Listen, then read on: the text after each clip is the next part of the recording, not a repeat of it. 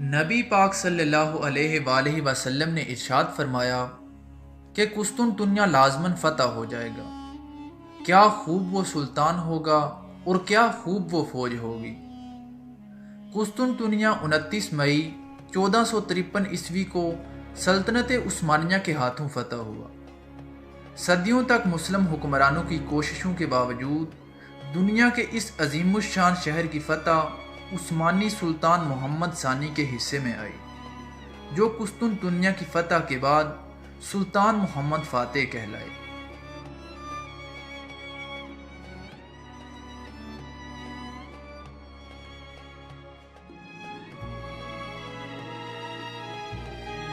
چودہویں صدی عیسوی کے آخر میں مسلمانوں نے سلطان مراد کی قیادت میں البانیہ پر یلغار کی۔ البانیہ کی جنگ کے دوران سرب فوج کے ساتھ مقابلے میں سلطان مراد شہید ہو گئے۔ اس کے نتیجے میں عین میدان جنگ میں ان کے بیٹے بایزید یلدرم تخت نشین ہوئے۔ بایزید یلدرم یورپ اور قسطنطنیہ کو فتح کرنے کا مستحکم ارادہ رکھتے تھے۔ 1397 عیسوی تک بایزید یلدرم نے اس قدر طاقت حاصل کر لی کہ مسلمانوں نے قسطنطنیہ کا محاصرہ کر لیا۔ قریب تھا کہ مسلمان قسطنطنیہ فتح کر لیتے، لیکن وہاں کا عیسائی بادشاہ اس بات پر راضی ہو گیا کہ آئندہ قسطنطنیہ پر وہی بادشاہ حکومت کرے گا جس کو بایزید یلدرم خود نامزد کریں گے۔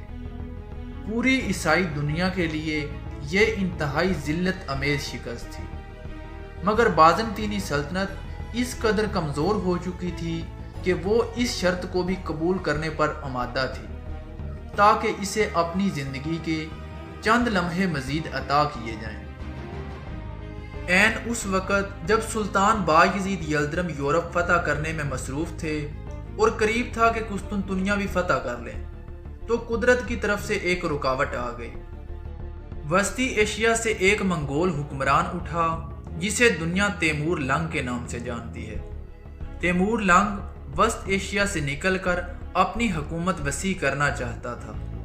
کہنے کو تو وہ مسلمان تھا، لیکن اس کی تلوار سے سب سے زیادہ نقصان خود امت مسلمہ کو پہنچا۔ 1398 عیسوی میں تیمور لنگ ماوراء النہر سے افغانستان میں داخل ہوا اور خیبر کے راستے دلی تک جا پہنچا۔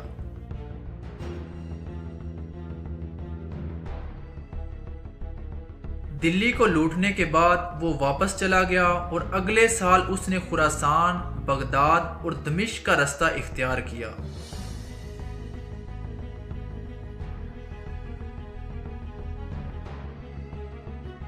راستے میں واقع تمام مسلمان شہروں کو تباہ و برباد کرتا ہوا دوبارہ اپنے مرکز ماوراء النہر چلا آیا۔ 1402 عیسوی میں جب سلطان بایزید یلدرم قسطنطنیہ کو فتح کرنے جا رہے تھے تو تیمور نے وسطی ایشیا سے نکل کر اس مرتبہ اناطولیہ میں آل عثمان کی حکومت پر حملہ کر دیا۔ مورخ لکھتے ہیں کہ قسطنطنیہ کے بادشاہ نے تیمور کو اس حملے کی دعوت دی تھی تاکہ بایزید قسطنطنیہ فتح نہ کر سکے۔ بایزید نے مجبوراً یورپ سے اپنا حصار اٹھایا اور بہت قلیل فوج کے ساتھ تیمور لنگ کے مقابلے کے لیے واپس ایشیا کی جانب نکل پڑے۔ سلطان بایزید یلدرم کے پاس صرف 1 لاکھ فوج تھی اور ان کے مقابلے میں تیمور 5 لاکھ فوج کے ساتھ عثمانی علاقوں میں داخل ہو چکا تھا۔ تیمور کی اس حرکت کی وجہ سے یورپ نے سکھ کا سانس لیا۔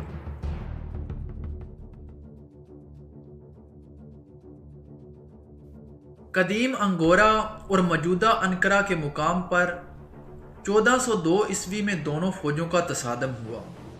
بایزید یلدرم کے مغل دستوں کی بے وفائی، سرب اور فرانسیسی سرداروں کی کمزوری اور عثمانی قلب پر ہاتھیوں کے ساتھ تیمور کے حملے کی وجہ سے سلطان بایزید یلدرم کی فوج تباہ ہو گئی۔ سلطان بایزید یلدرم کا بیٹا مصطفیٰ میدان جنگ میں مارا گیا اور خود سلطان بایزید یلدرم تیمور کے ہاتھوں قیدی بن گئے۔ تیمور نے سلطان بایزید یلدرم کے ساتھ بے رحمانہ سلوک کیا۔ سلطان کو ایک پنجرے میں بند کر دیا گیا اور تیمور انہیں اپنی فوج کے ساتھ گھماتا رہا۔ اسی پنجرے میں سلطان کا 8 مہینے بعد انتقال ہو گیا۔ سلطان بایزید یلدرم کے گرفتار ہونے اور جیل میں انتقال کرنے کے بعد تصور یہ کیا جا رہا تھا کہ آل عثمان کی حکومت ختم ہو گئی ہے، لیکن معجزانہ طور پر 10 سے 12 سال کے انتشار کے بعد ایک ترک سلطان دوبارہ تخت پر بیٹھے اور آل عثمان کو دوبارہ یکجا کیا۔ تقریباً 1413 عیسوی کے آس پاس سلطان محمد اول، جو سلطان بایزید یلدرم کے سب سے چھوٹے بیٹے تھے، انہوں نے اقتدار اپنے ہاتھ میں لیا اور دوبارہ سلطنت عثمانیہ کو ایک مرتبہ مستحکم کر دیا۔ 1451 میں بالآخر آل عثمان میں ایک ایسے شخص تخت پر بیٹھے جن کا نام سلطان محمد ثانی تھا۔ بعد میں تاریخ نے ان کو سلطان محمد فاتح کے نام سے یاد کیا۔ تخت نشینی کے وقت ان کی عمر صرف 23 برس تھی۔ چنانچہ تخت سنبھالتے ہی سلطان محمد فاتح نے قسطنطنیہ فتح کرنے کے لیے جنگی تیاریوں کا آغاز کر دیا۔ دفاعی لحاظ سے قسطنطنیہ اس زمانے میں دنیا کا سب سے مضبوط قلعہ تھا۔ اس کی دیواروں کی موٹائی اتنی زیادہ تھی کہ گزشتہ 1000 سال میں کوئی بھی بیرونی فوج طاقت کے زور پر اس شہر کو فتح نہیں کر سکی تھی۔ سلطان محمد فاتح نے پہلے قسطنطنیہ کے سامنے مشرقی سمت میں ایک بڑے قلعے کی تعمیر شروع کر دی تاکہ بحرہ اسود کی طرف سے قسطنطنیہ کی فوج کو کوئی امداد نہ پہنچ سکے۔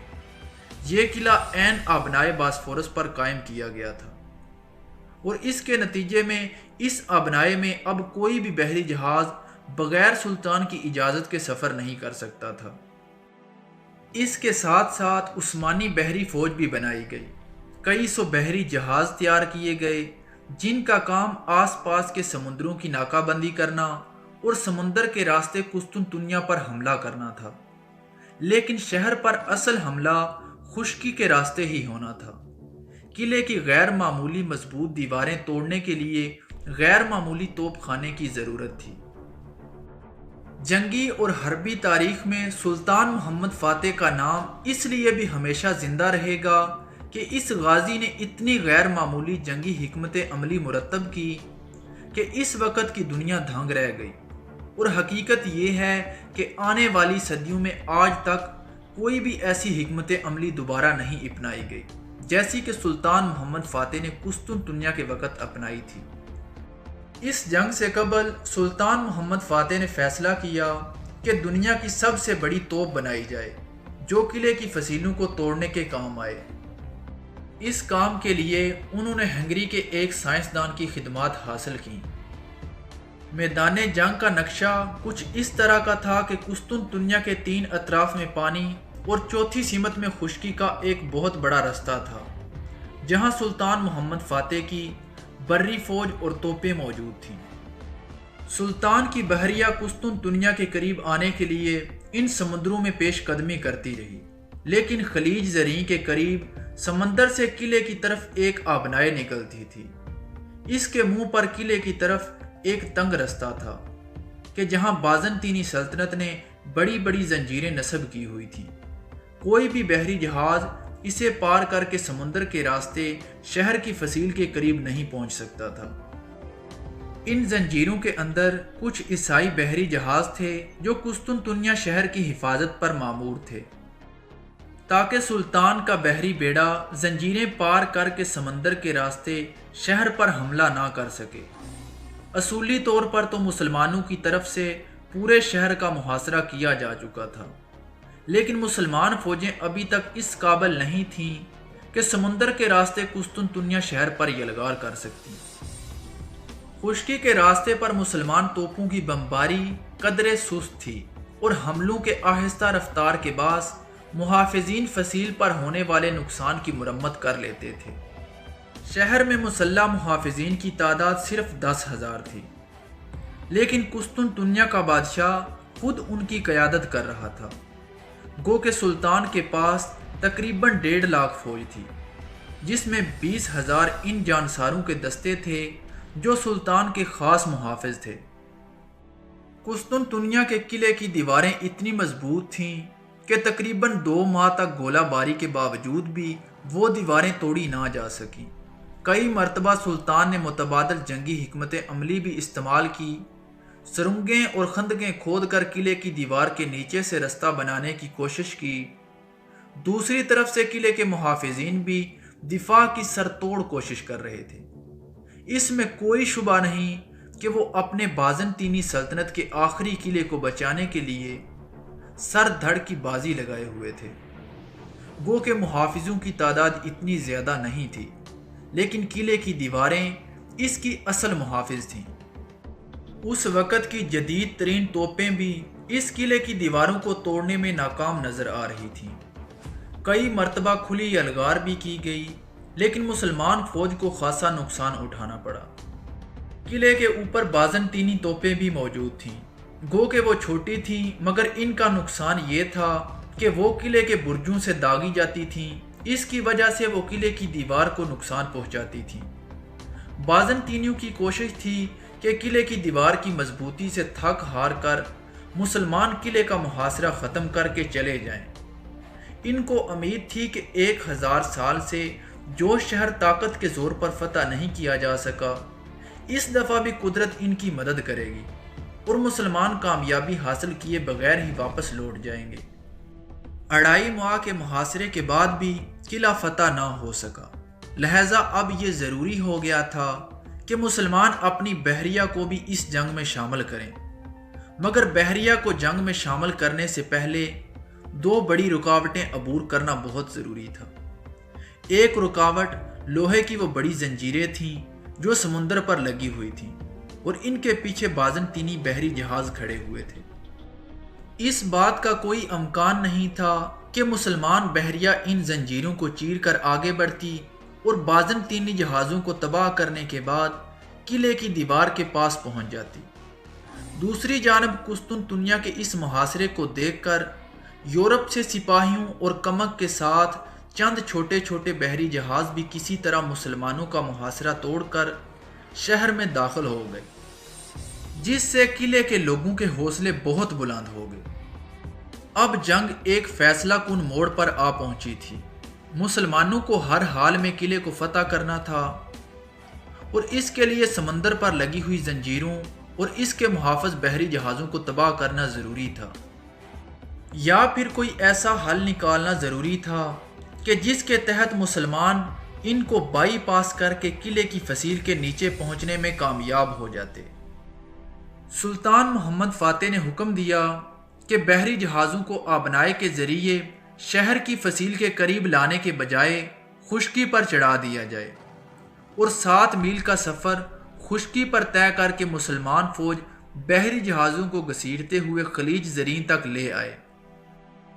سلطان کا یہ حیرت انگیز حکم خود ان کے مشیروں کے لیے بھی ناقابل یقین اور ناقابل فہم تھا، مگر سلطان کا ارادہ اٹل تھا۔ اس مقصد کے لیے اس سڑک پر آس پاس کے درختوں کو کاٹ کر انہیں لمبے لمبے پہیوں کے طور پر استعمال کیا گیا۔ ان پر چربی ملی گئی اور پھر اس کے بعد پوری مسلمان فوج نے اپنے بڑے بڑے بحری جہازوں کو گھسیٹ کر ان پہیوں پر چڑھا دیا۔ یہ تمام حکمت عملی انسانی عقل و فکر کے لیے ناقابل یقین ہے، لیکن تاریخی حقیقت یہ ہے کہ مسلمان بحری بیڑا لکڑی کے بڑے بڑے پہیوں پر گھسیٹ کر راتوں رات آبنائے باسفورس سے قسطنطنیہ شہر کی فصیل کے نیچے اتار دیا گیا۔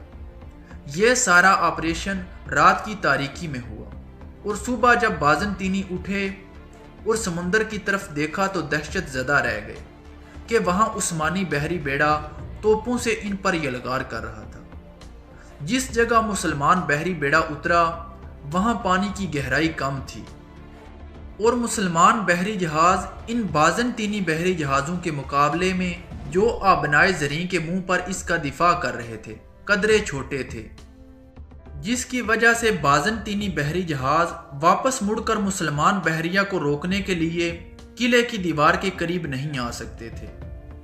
لہذا ان کی بحری فوج اپنی جگہ پر کھڑی ہی رہ گئی، کیونکہ ان کے آگے زنجیر تھی اور پیچھے مسلمان بحری بیڑا تھا۔ اب مسلمان سمندر کے راستے بھی قلعے کی دیوار کے نیچے تک پہنچ چکے تھے اور قلعے پر دونوں اطراف سے گولہ باری شروع ہو گئی۔ بلا آخر ایک گھمسان کی لڑائی کے بعد 1453 عیسوی میں مسلمان فوج سلطان محمد فاتح کی قیادت میں فیصلہ کن حملے کے بعد قسطنطنیہ میں داخل ہو گئی۔ شہنشاہ کانسٹنٹائن اپنی فوج کی قیادت کرتے ہوئے آخرکار مسلمانوں کے ساتھ گلی کوچوں میں دست بدست لڑائی کرنے لگا۔ اس کو آخری دفعہ انہی گلیوں میں دیکھا گیا تھا، پھر وہ ہمیشہ کے لیے غائب ہو گیا۔ سلطان نے اپنی ترتیب یافتہ فوج پہلے ہی شہر میں داخل کر دی تھی اور ان پر یہ ذمہ داری عائد کی کہ شہر کو لوٹ مار سے بچایا جائے۔ جنگ کی نفسا نفسی میں کچھ فوجیوں کی طرف سے نظم و ضبط کی کمزوری ظاہر کی گئی، مگر جلد ہی اس پر قابو پا لیا گیا۔ اس کے بعد سلطان محمد فاتح نے تمام شہر کو امان دے دی۔ جب آیا صوفیہ کے گرجے میں سلطان محمد فاتح فاتحانہ انداز سے اپنی فوج کے ساتھ داخل ہوئے تو سجدہ شکر ادا کیا۔ پھر سلطان نے بآواز بلند فتح قسطنطنیہ سے متعلق حضور صلی اللہ علیہ وآلہ وسلم کی حدیث مبارکہ پڑھی اور شہر کا نام قسطنطنیہ سے تبدیل کر کے اسلام بول رکھا، یعنی اسلام کا شہر، جو بعد میں بدل کر استنبول ہو گیا۔